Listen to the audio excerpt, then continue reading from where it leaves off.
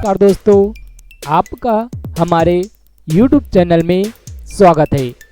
आज के इस वीडियो में हम देखेंगे वन विभाग द्वारा जो वन रक्षक और गेम गार्ड की भर्ती की जाती है उसमें शारीरिक दक्षता परीक्षा में क्या होता है।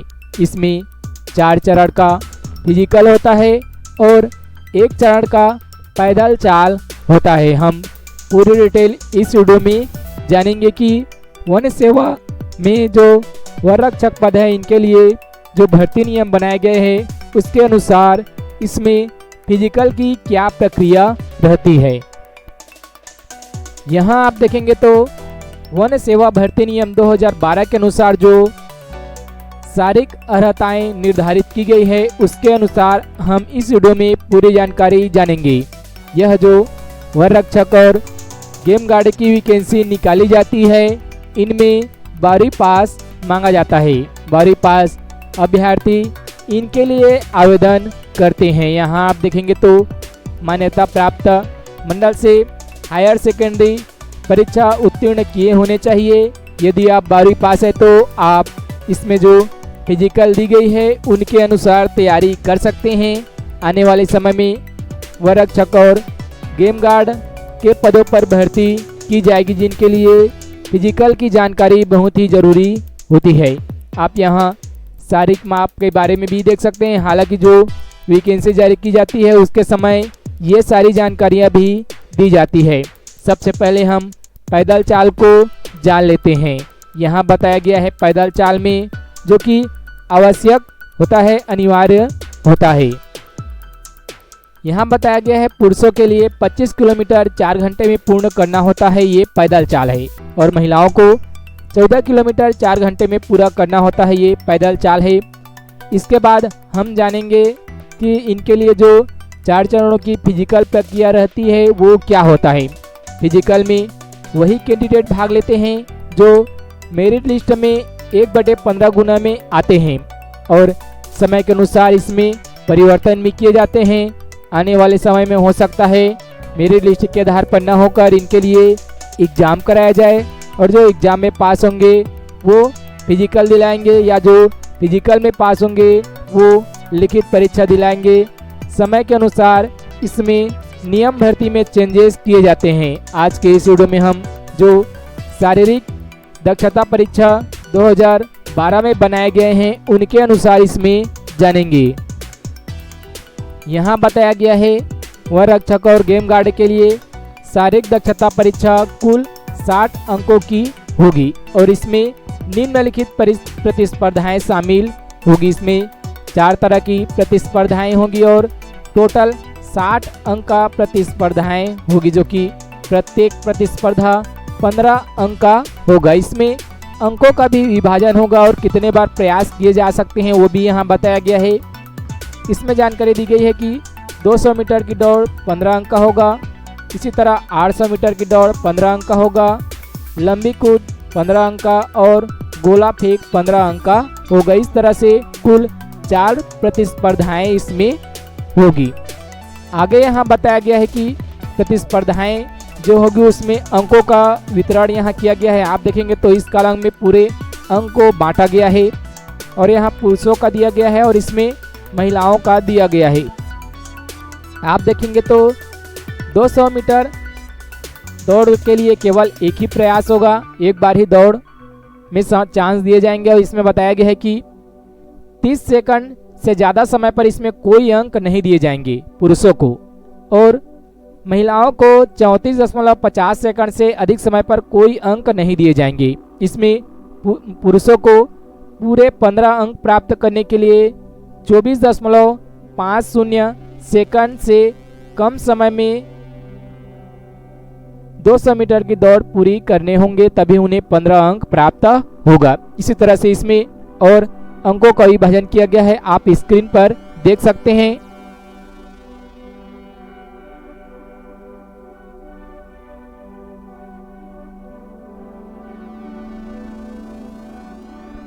इसके अलावा महिलाओं को 15 अंक प्राप्त करने के लिए 28.50 सेकेंड का इसमें इससे कम समय में पूरा करेगा तो उन्हें 15 अंक प्राप्त होंगे। हम इसमें अधिकतम और 0 अंक के तथ्यों का अध्ययन करेंगे। इसमें दूसरा कॉलम दिया हुआ है 800 मीटर दौड़ की, और 800 मीटर दौड़ में भी केवल एक ही प्रयास देगा, अर्थात एक बार दौड़ के लिए आपको चांस मिलेगा। इसमें 15 अंक प्राप्त करने के लिए 800 मीटर को 2 मिनट 10 सेकंड से कम समय में पूरा करना होगा पुरुषों को, जबकि इसमें 0 अंक कब मिलेगा, जब 800 मीटर की दौड़ 3 मिनट से अधिक समय में पूरा करता है। तो यदि वो 3 मिनट में 800 मीटर की दौड़ पूरा कर लेता है कोई पुरुष अभ्यर्थी, तो उन्हें 3 अंक प्राप्त होंगे, जबकि महिलाओं में 3 मिनट से कम समय पर 15 अंक निर्धारित किए गए हैं और 4 मिनट तक इसमें 3 अंक निर्धारित किए गए हैं। इसी तरह इसमें तीसरी स्पर्धा है लंबी कूद का। लंबी कूद के लिए 3 प्रयास दिए जाएंगे, अर्थात आप पहले प्रयास में सफल नहीं होते हैं तो आपको दूसरा चांस और तीसरा चांस मिलेगा। इसमें महिला और पुरुष दोनों अभ्यर्थियों को 3-3 चांस मिलेगा लंबी कूद में। लंबी कूद में पुरुषों को 15 अंक प्राप्त करने के लिए 5.5 मीटर या इससे अधिक की लंबी कूद कूदनी होगी, तभी उन्हें 15 अंक प्राप्त होंगे।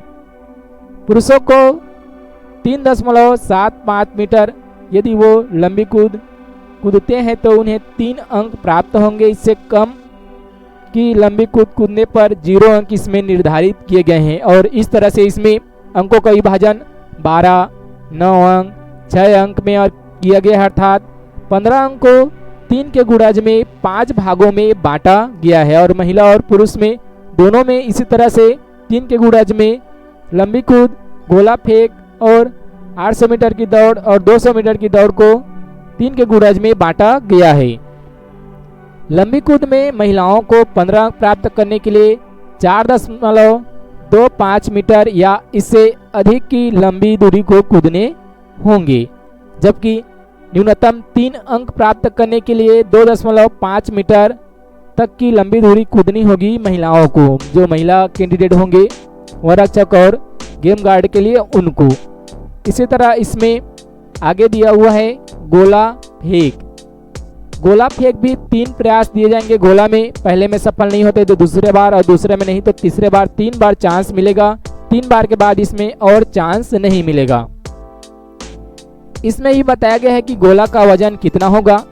इसमें बताया गया है कि पुरुषों के लिए गोला का वजन कितना होगा, तो 7.62 किलो अर्थात 6.5 किलो से ज़्यादा होगा, जबकि महिलाओं के लिए गोला कितना होगा तो 4 किलो का होगा। यहाँ स्पष्ट रूप से 2012 के वन भर्ती फिजिकल नियम में दिया गया है।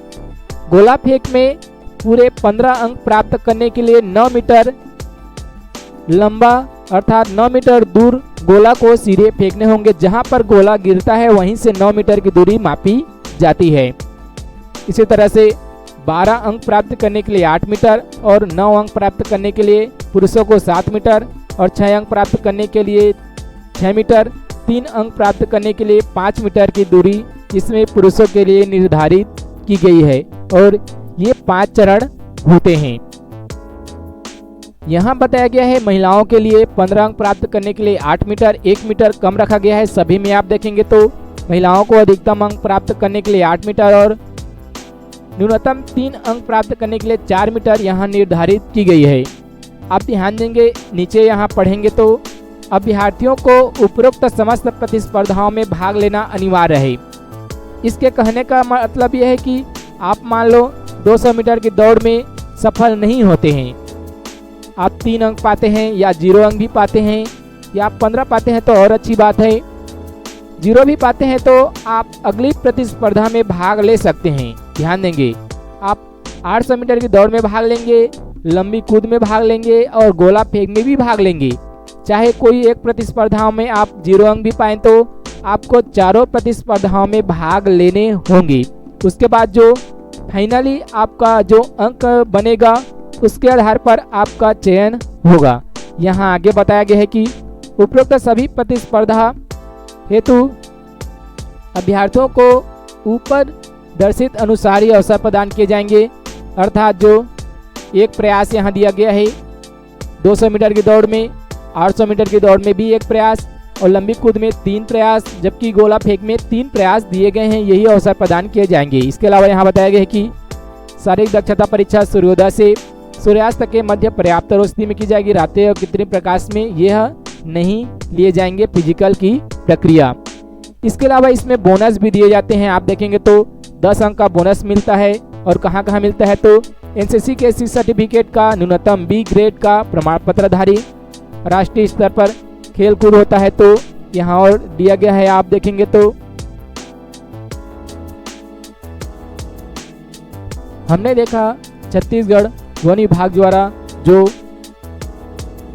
वन रक्षक की सीधी भर्ती की जाती है और गेम गार्ड की जो भर्ती की जाती है उसमें शारीरिक दक्षता परीक्षा क्या रहता है। यदि जानकारी आपको अच्छा लगे तो लाइक जरूर करेंगे। यदि आपने हमारे YouTube चैनल को अभी तक सब्सक्राइब नहीं किए हैं तो सब्सक्राइब करेंगे और नोटिफिकेशन के बटन को भी दबा देंगे, बेल आइकन के बटन को दबा देंगे ताकि आगे जब वीडियो अपलोड की जाएगी तो आपको उसका नोटिफिकेशन मिल सके।